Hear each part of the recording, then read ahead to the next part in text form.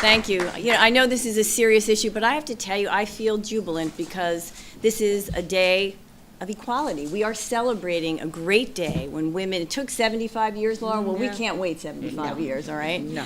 And there is a certain sense of dignity that comes from being able to provide for your family.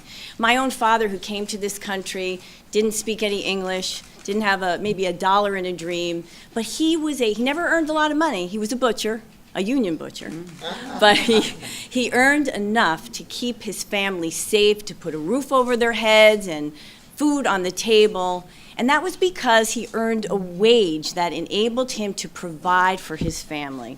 So today, as we celebrate Women's Equality Day, and we've made great progress, and I'm not underestimating that. I wouldn't be standing here before you if we hadn't made progress. We've made progress in New Jersey and across the nation. But at the same time, we would be remiss if we didn't take a moment and take stock of how far we need to go, how much progress we still need to make, particularly when it comes to financial stability.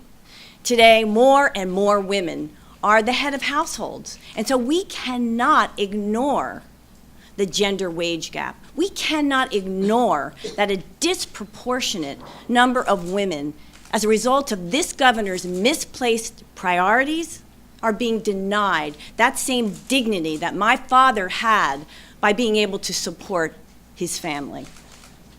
You know, today, I think Laurel alluded to the fact that, what do you earn, $15,000 a year if you earn the minimum wage? And that's 40 hours a week. And, by the way, that's assuming that you don't get sick and your kids don't get sick.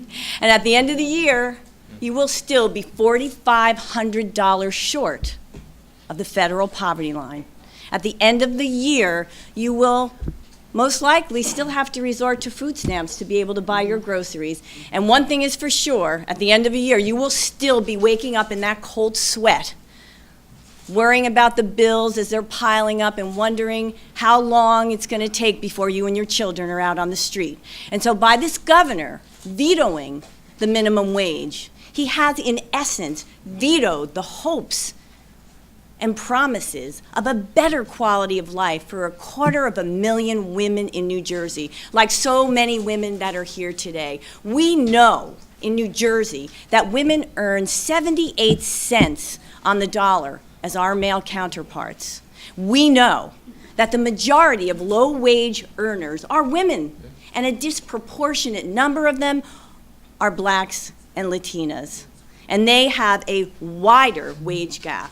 You know what? And it's interesting to note that in the states that have the widest wage gap, those just so happen to be the states that have a minimum wage that is the lowest possible under federal law. And so, I think it's important that if we are serious about moving forward, if we are serious about celebrating women's accomplishments, then we need to be serious about standing for and committing ourselves to economic equality here in New Jersey. And that starts by voting yes on November 5th. Thank you. I want to start off first by thanking our leaders, men and women in this room with us today, who are standing up for the working poor in New Jersey. I want to recognize the women who told their stories of what it means to live in poverty wages, which is what $7.25 an hour is.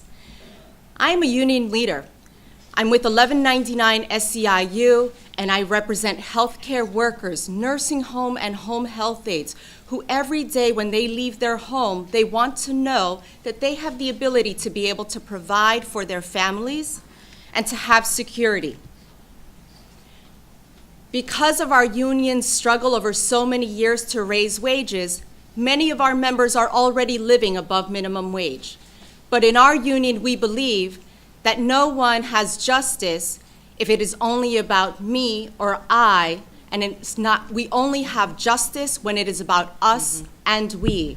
So the members of 1199 SEIU stand on behalf of the 429,000 workers who would benefit from increasing the minimum wage from $7.25 to $8.25 an hour.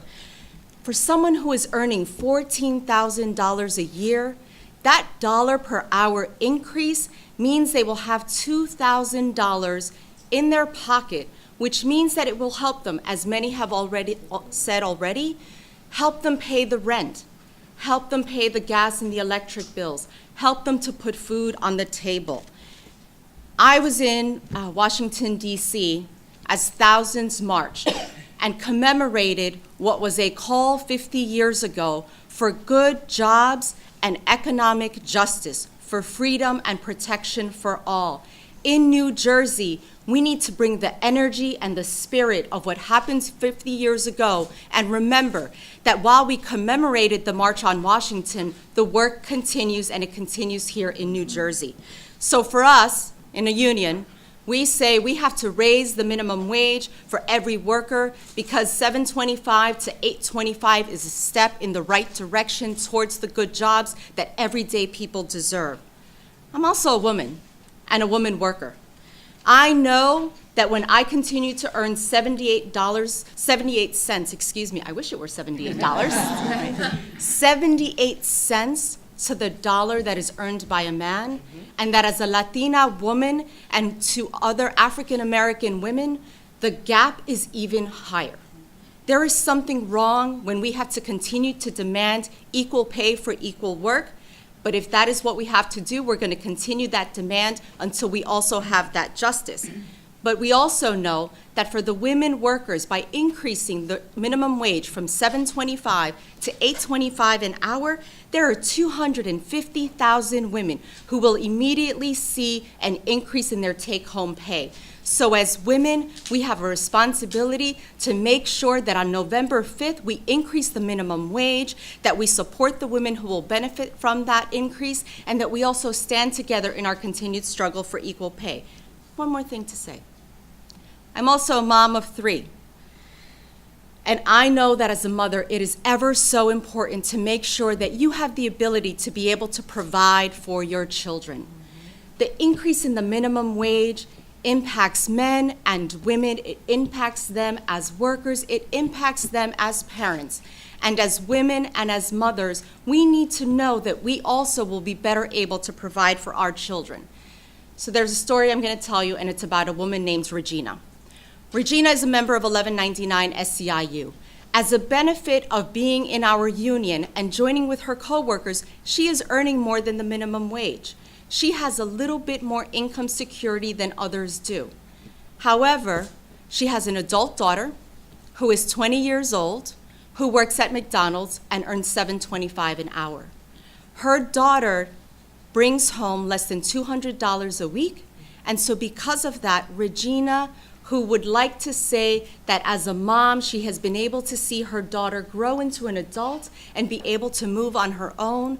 Regina said to me this morning, "My daughter works so hard, but when you earn $7.25 an hour and you bring home less than $200 an hour, my daughter has no choice but to continue to live with me." There is something wrong in the state of New Jersey when people are earning $7.25. So here is our moment. Chris Christie, when he had the opportunity to increase the minimum wage and to tie it to the cost of living, he made a choice. The choice that he made was not to stand with working people and working families, and he vetoed that legislation. But between now and November 5th, I am going to do what I have done for 20 years, what I do as a union leader, what I do as a woman, what I do as a mom, which is stand up for everyday working people and make sure that on November 5th, we raise the minimum wage because $7.25 is an injustice, $8.25 is a step in the right direction. Thank you.